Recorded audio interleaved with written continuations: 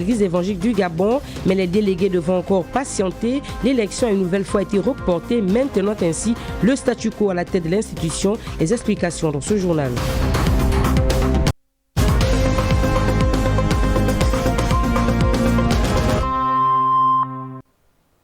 Merci de nous rejoindre sur Gabon Première pour cette édition d'information de 13h. Madame, Monsieur, bonjour. Célébration hier de la 17e édition de la Journée nationale du drapeau, une commémoration qui a permis aux convives présents d'exprimer leur attachement à cet emblème national et leur fierté d'appartenir à une même nation. On en parle ici avec Henrik Bokoko et Michel John Boudéan. Le passage en revue des troupes par le chef de l'État, chef du gouvernement, Brice Clotaire Oligui Nguema, illustre fort opportunément la solennité de l'événement. Initié en 2009, la journée du drapeau renforce indéniablement l'esprit civique et patriotique des Gabonais. Une fête qui met en scène le sentiment d'appartenance à une même communauté de destin. Chaque année du drapeau est toujours mieux que la précédente. Et là, je crois que nous avons eu pour notre salaire, nous avons eu la plus belle journée du drapeau qu'on ait jamais eue jusqu'à présent. Nous avons fait allégeance au drapeau comme tous les citoyens. Et comme vous le savez, c'est une journée importante pour la nation qui devrait nous redonner notre, j'ai pas envie de dire nationalisme, mais notre nationalité. L'un des symboles les plus importants de notre nation a été célébré avec faste, avec enthousiasme, dans la paix, la concorde et l'unité nationale. Au-delà du drapeau, nous avons repris à chaque instant l'hymne national et nous avons vu les parades culturelles. Le cérémonial du 9 août a été repensé pour cette édition. Le rituel républicain est associé au rituel mystico-spirituel des peuples autochtones, une trouvaille de la 5e République. Des séquences riches en symboles et en émotions. C'est nos rites, nos traditions, notre culture qui est mise en avant et on remercie le chef de l'État pour nous qui sommes des générations intermédiaires de pouvoir vivre ces moments qui se vivent la nuit, de pouvoir les vivre le jour. Vraiment, je crois qu'à travers cette journée, ça nous permet d'honorer notre drapeau. Et comme ils ont dit, de savoir qui nous sommes, de savoir également d'où on vient. Et c'est important de célébrer le drapeau. Il mérite énormément de respect. Nous l'avons compris et cette journée nous le rappelle quotidiennement. Il faut être fier, ce sentiment d'appartenance, ce sentiment d'appropriation même du pays. Il n'y a que de développement que quand l'institution principale a une bonne vibration et que nous aujourd'hui, nous devons être autour du président de la République pour mieux amplifier sa politique à l'intérieur des différents quartiers que nous avons la lourde responsabilité d'administrer et que nous avons aussi appris certaines choses que le Gabonais lambda a l'habitude d'analyser via les réseaux sociaux, or que la réalité n'est pas celle-là. Autour du thème « Un seul drapeau, une nation unie », ensemble, bâtissons le Gabon nouveau. L'événement s'est articulé autour de plusieurs temps forts à l'image de l'allégeance au drapeau, avec pour effet nouveau la participation des chefs de quartier, puis la parade du Britannique militaire avec des chorégraphies remarquables. Bref, tous les artifices ont été mis en branle et la fête aura incontestablement marqué les esprits. Le ministre du Rayonnement culturel a également pris part à cette 17e édition de la Journée du drapeau. Devant un parterre d'invités, Paul-Ulrich Kessani a présidé la cérémonie marquée par plusieurs temps forts. Le compte rendu de Larding Mamba et Richard Moubiwa. Il flotte majestueusement et fier sur l'esplanade de la place de l'indépendance de Libreville. 9 août 2026, 17e édition de la Journée nationale du drapeau. Le ministre du Rayonnement culturel lance les hostilités. Une journée du souvenir, de transmission, de l'affirmation de son identité et de l'unité nationale. Respecter le drapeau, respecter l'hymne national, respecter nos institutions, protéger notre culture, préserver nos biens publics, travailler, servir et placer l'intérêt du Gabon au-dessus des intérêts particuliers. Faisons donc de cette journée nationale du drapeau un rendez-vous populaire, mais surtout un rendez-vous avec la conscience nationale. 3 couleurs nous rassemblent, une histoire nous unit, un destin nous appelle. Le vert, jaune et bleu représente la conscience nationale. C'est la réaffirmation des valeurs de patriotisme, de paix et surtout de cohésion sociale. La date du 9 août rappelle à chaque Gabonaise et Gabonais le respect des emblèmes de la République et l'importance du vivre ensemble. C'est l'amour de la patrie qui s'exprime. Le président de la République, chef de l'État, chef du gouvernement, son Excellence Brice Clotaire Oligui Nguema, il l'a compris. C'est pourquoi il a voulu restaurer le respect des symboles nationaux de notre quotidien, notamment à travers la levée du drapeau chaque lundi et sa descente chaque vendredi. Ce geste peut paraître simple, mais il porte un message puissant. Une république qui respecte ses symboles apprend à ses citoyens à respecter la nation. Cette démarche s'inscrit pleinement dans l'esprit du projet de la libération et dans les valeurs de la Ve République. Un seul drapeau, une nation unie. Ensemble, bâtissons le Gabon nouveau, thème de l'édition 2026 de la Journée nationale du drapeau. À plus d'une trentaine de kilomètres de Libreville, le drapeau gabonais a également été célébré. Dans la commune de Ntoum, le vert, le jaune et le bleu ont illuminé les devantures des maisons et commerces, une marque d'attachement des populations à cet emblème, une ambiance patriotique à la place des fêtes de cette localité où le préfet du département du Komo-Manda, les autorités militaires, politiques et administratives ont rendu un hommage au drapeau. Arnaud Mbabekoun et Gérard Magnagna étaient sur place. Ntoum. La journée nationale du drapeau rappelle à chaque Gabonais que nous sommes unis autour du vert jaune-bleu. De Libreville en Ntoum, l'étendard national scintille fièrement devant les maisons d'habitation et les commerces. Certains compatriotes vont jusqu'à le confectionner eux-mêmes, témoignant ainsi de leur attachement aux couleurs nationales. Je suis en train de confectionner les drapeaux des couleurs du Gabon, le vert jaune-bleu. Et comme c'est l'événement du 9 août, chaque année, souvent, on fait les drapeaux parce qu'il y a la demande des opérateurs économiques. Dans les rues d'Ntoum, pas un seul pas sans apercevoir ces trois couleurs qui s'affichent fièrement à gauche comme à droite. Un peu plus loin, direction la place des fêtes du département du Komo-Manda. Face au drapeau, le premier responsable administratif du département se tient debout pour la séance d'allégeance au drapeau. Un moment empreint de solennité auquel prennent part les autorités civiles, militaires, ainsi que les élus nationaux. Tous s'inclinent devant le vert jaune-bleu, symbole de l'unité et de la souveraineté de la nation gabonaise. Il faut respecter les emblèmes de la République, donc il fallait que nous la célébrions dans la ferveur, l'ambiance qu'il faut, et c'est pourquoi nous sommes là aujourd'hui pour célébrer la journée nationale du drapeau. C'est une exigence républicaine, l'allégeance au drapeau, et c'est la première cérémonie des gens me concernant en tant qu'élu, donc je ne puis être qu'ému en tant que député d'avoir pour la première fois fait allégeance au drapeau. Au-delà de son caractère patriotique, la journée nationale du drapeau est un rendez-vous qui rappelle à chaque citoyen la valeur de l'emblème national. Le vert jaune-bleu demeure ainsi le symbole de l'identité, de l'unité et de la souveraineté du Gabon. La même ambiance a également prévalu dans les communes d'Akanda et d'Ovendo. Ces deux municipalités, j'y arrive, ont mobilisé les populations autour de plusieurs activités. On en parle avec Rita Abogondo.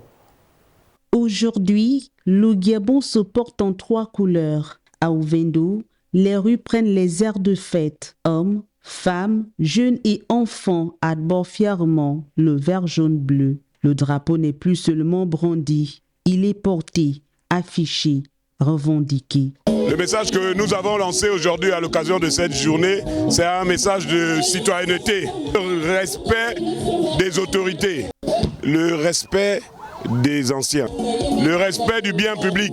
Nous avons dit aux populations que la mairie ne peut pas tout faire, que chacun doit apporter sa pierre à l'édifice. À Akonda, la célébration prend également place dans les différents espaces investis pour l'occasion. Je voudrais vous inviter en ce jour solennel de faire marche arrière et de vous approprier le civisme. C'est l'occasion pour moi d'inviter tous les commerçants, tous les opérateurs économiques d'Akanda d'arborer le drapeau national devant leurs établissements. Derrière les célébrations officielles, il y a surtout une population qui veut faire vivre cette journée. Je me suis décidée aujourd'hui à porter le vert jaune-bleu. C'est la fête des couleurs, donc je suis fière.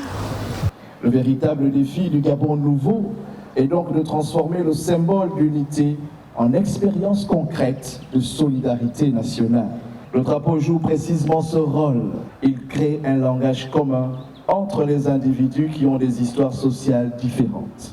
À Ovendo, comme à Akonda, le message est affiché sans détour. Le vert jaune bleu aura rassemblé 3 couleurs, un drapeau, une même identité.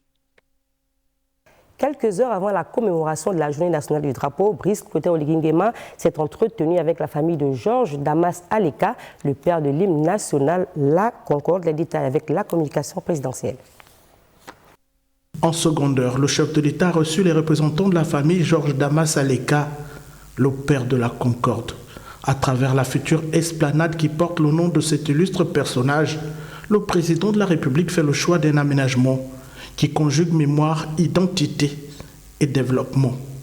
Sur le front de mer de Libreville, cet espace monumental offrira aux Gabonais un nouveau lieu de rassemblement de culture et de transmission où les 9 provinces du Gabon pourront exprimer leur diversité au cœur d'une même nation. Le chef d'État nous a fait part de l'état d'avancement des travaux de l'esplanade de Georges Damas Aleka qui va être inaugurée très bientôt. Et il nous a fait part de ses idées, de sa vision concernant le devenir de cette esplanade et des environs. Nous avons partagé ensemble et nous avons écouté avec intérêt. Réalisé à près de 90% par une main-d'œuvre gabonaise, ce chantier valorise les compétences nationales, crée de l'activité et fait du développement urbain un instrument d'inclusion.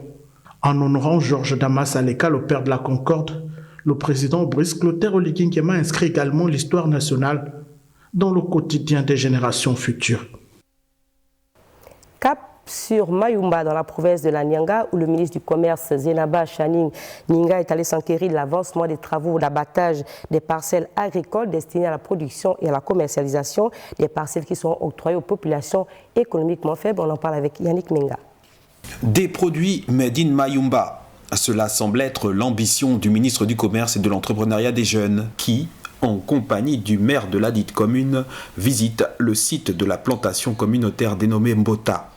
Objectif, toucher du doigt l'état d'avancement des opérations de défrichage et d'abattage accomplies sur les lieux. Ce site est particulier, en ce sens qu'il vient répondre à l'invite faite par le président de la République qui a demandé à ce que les populations puissent repartir cultiver.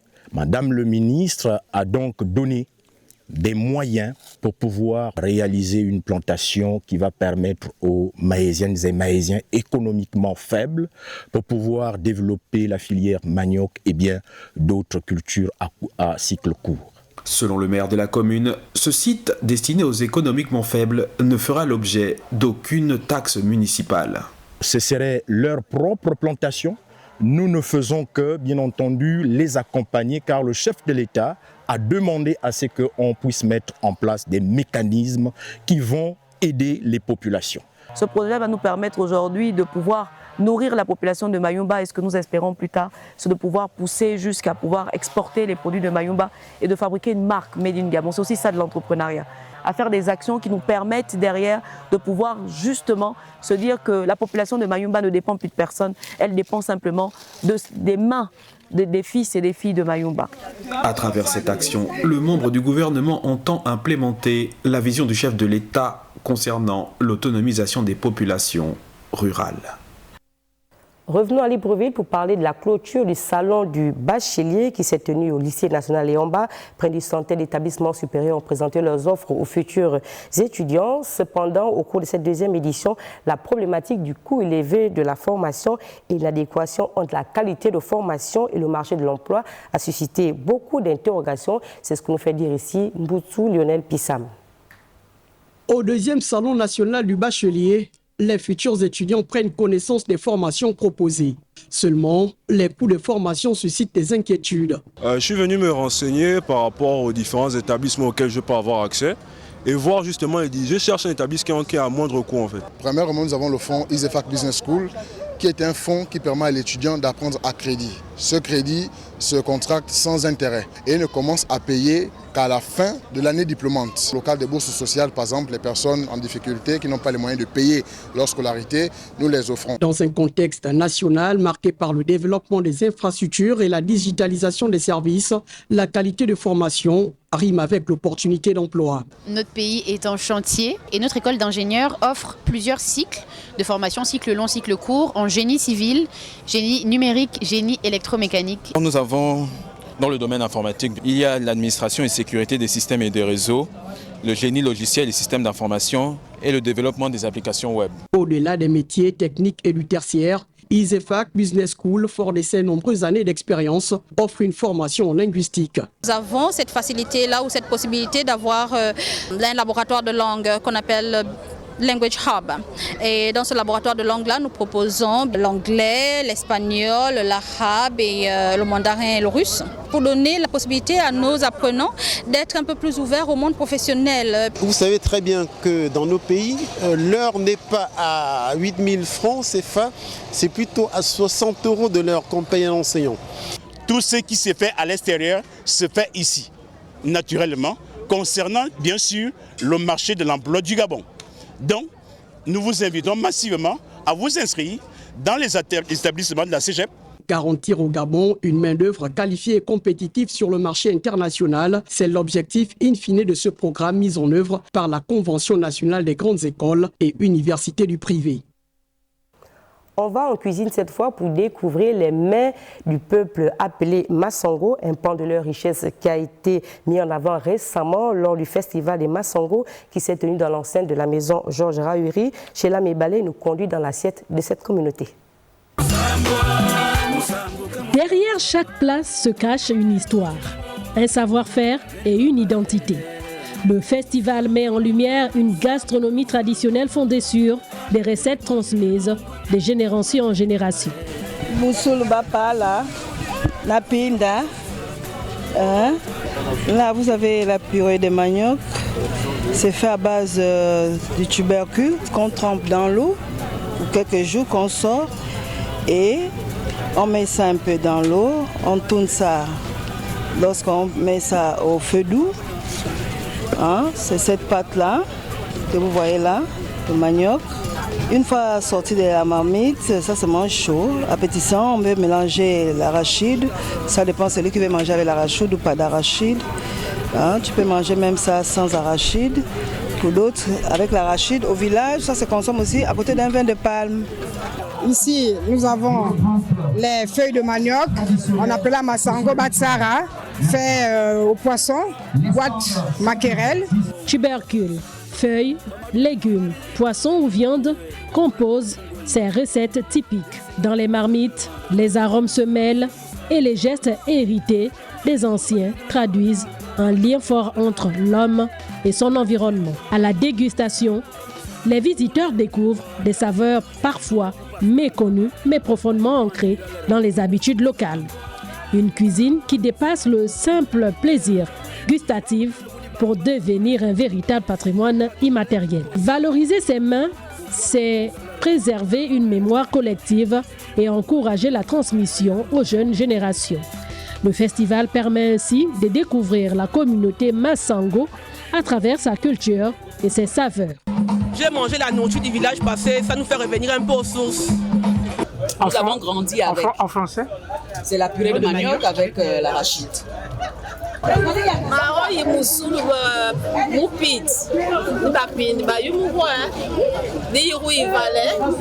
De la marmite à la table, la gastronomie Massango s'impose comme un patrimoine vivant. Partager ses recettes, c'est transmettre bien plus qu'un goût, une part d'histoire et d'identité.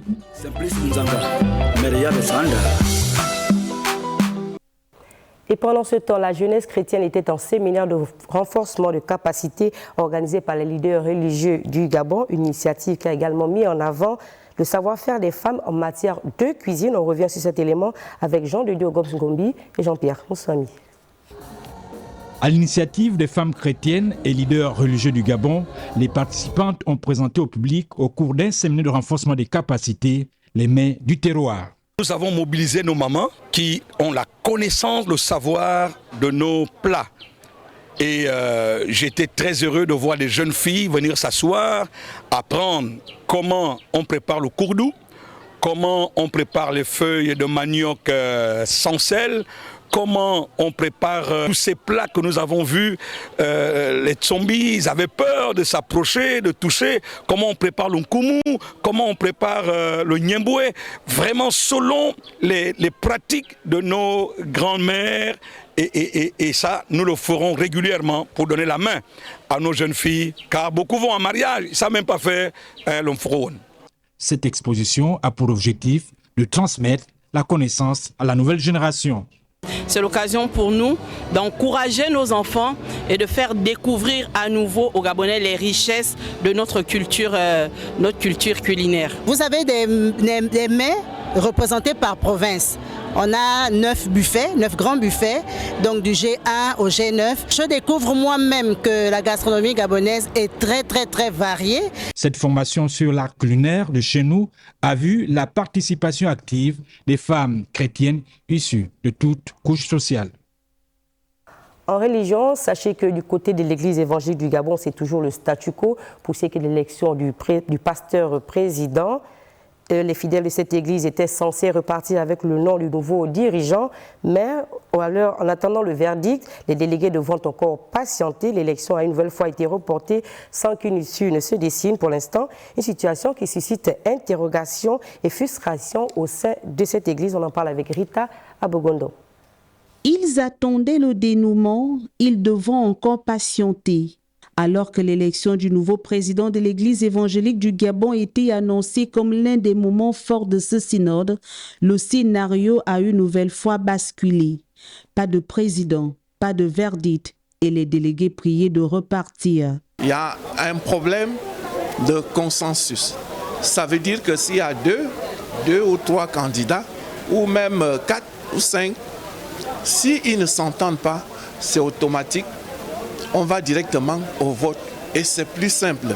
Et c'est ce que vous avez vu les gens réclamer ce soir. Ce que nous ne comprenons pas, c'est qu'on va de renvoi en renvoi. À ce stade, la lassitude n'est plus à cacher. Pour ces représentants venus prendre part au choix du futur dirigeant de l'Église, les reports successifs commencent à peser lourd. Car derrière cette élection, c'est la gouvernance et l'avenir de toute une institution qui sont en jeu. Le plus souvent, c'est toujours les pasteurs sortants qui organisent les élections avec l'appui du Conseil national. S'ils sont défaillants et qu'ils ne peuvent pas arriver à trouver la solution réelle du problème de fond, toutes les maisons sont conçues à base de sous-bassements. Si nos sous-bassements ne sont pas si forts pour arriver à dégager de tels conclaves, nous ne pouvons pas faire cette église, l'église de demain. Selon les délégués venus des 4 coins et des régions synodales du Gabon, le refus d'application des textes de l'Église évangélique du Gabon serait ici la principale raison de ce blocage qui exaspère les fidèles et remettrait en doute la moralité du comité d'organisation. Selon les informations de dernière minute, nos équipes présentes sur les lieux nous indiquent que le vote s'éteindra aujourd'hui. D'ici ce soir, si tout se déroule bien, nous aurons probablement le nom du nouveau président de l'Église évangélique du Gabon. 2 candidats sont en liste, Daniel Alogo Esimengan et Moïse Ovono Meigné. En politique, on parle d'anniversaire en différé de l'Union démocratique des bâtisseurs dans le département du Komo-Océan. Les festivités ont été marquées par une messe d'action de grâce et l'installation des structures de base. On en parle avec Georges Kombila et Tanguy Tsaka. De dire merci à Dieu de nous avoir donné de vivre dans la cohésion, dans la paix, la joie, pour rêver, apporter votre pierre à la construction de notre pays.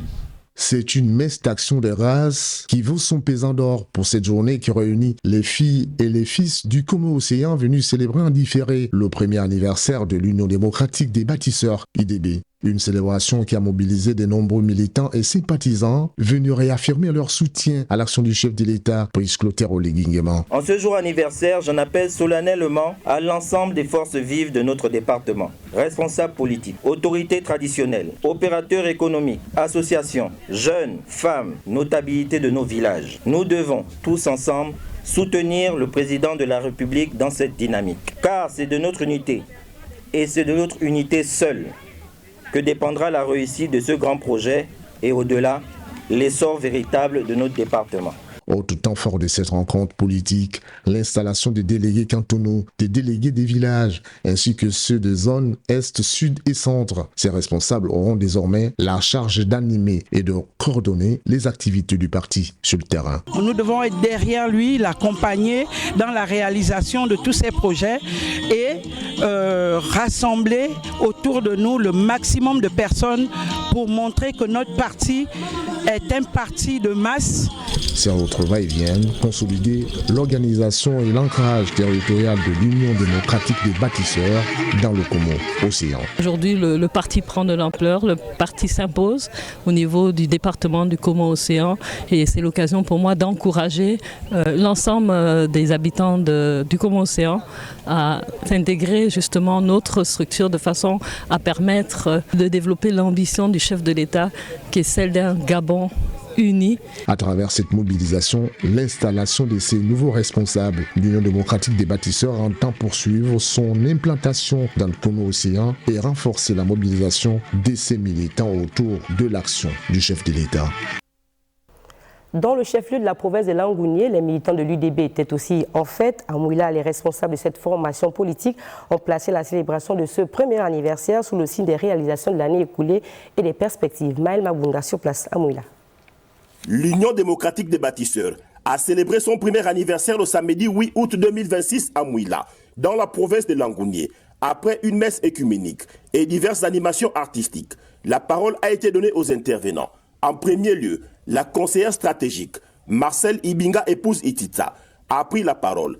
Elle a rendu hommage au président fondateur Brice Clotaire Oligui Nguema, soulignant le rôle de l'UDB dans la consolidation de l'unité nationale et l'inclusion sociale. Au cours de cette première année, sous la très haute impulsion du président fondateur de notre parti et par ailleurs président de la République, nous avons réussi à réaliser des réformes politiques profondes, lancer des chantiers économiques majeurs et des projets de développement humain qui ont amélioré la physionomie de notre pays. Mais tout n'est pas encore parfait, bien entendu, dans le meilleur des mondes.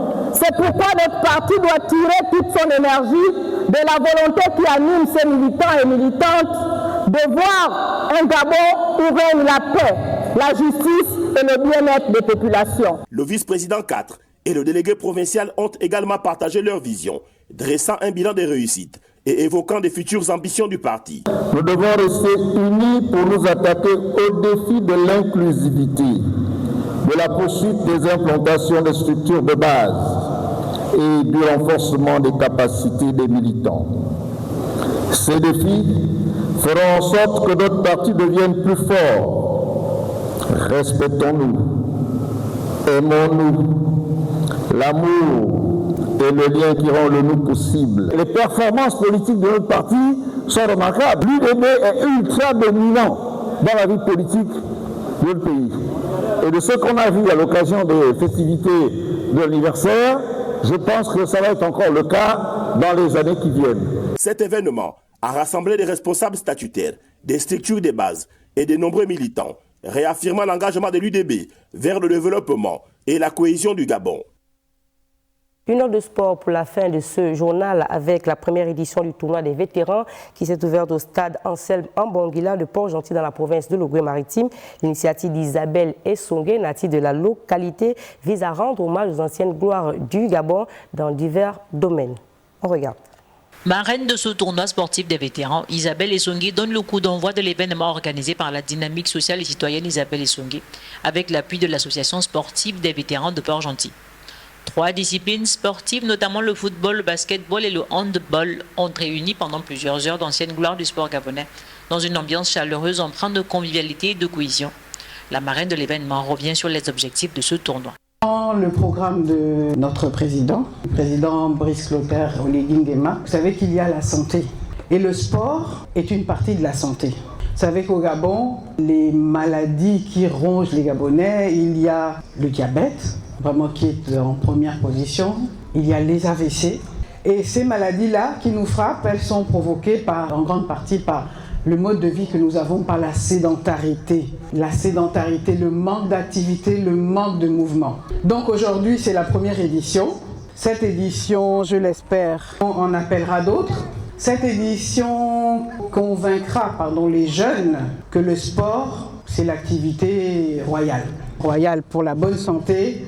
Ici, la victoire n'était pas une priorité, d'autant qu'il n'y avait ni vainqueur ni perdant. Ce tournoi était surtout un moment de partage et de retrouvailles, visant outre à favoriser le renouement avec la pratique du sport, mais aussi à valoriser ces anciennes gloires du sport qui ont salué l'initiative et on appelle déjà à sa pérennisation. Ça s'est très bien passé.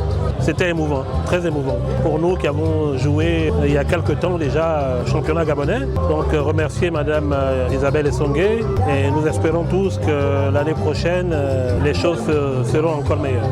Sur cette initiative, elle est la bienvenue. C'est une première. J'appelle vraiment les jeunes qui n'ont pas pu être là aujourd'hui de venir et de regarder, de s'inspirer des vieilles gloires parce que ce que nous on a vécu, c'était vraiment splendide. Donc j'exhorte l'organisatrice de rester dans cette initiative. Les participants ont reçu chacun une médaille. Un buffet dressé pour la circonstance a mis un terme à ces moments. C'est la fin de cette édition d'information. Merci à vous de l'avoir suivi. Disons-nous à demain, 13h.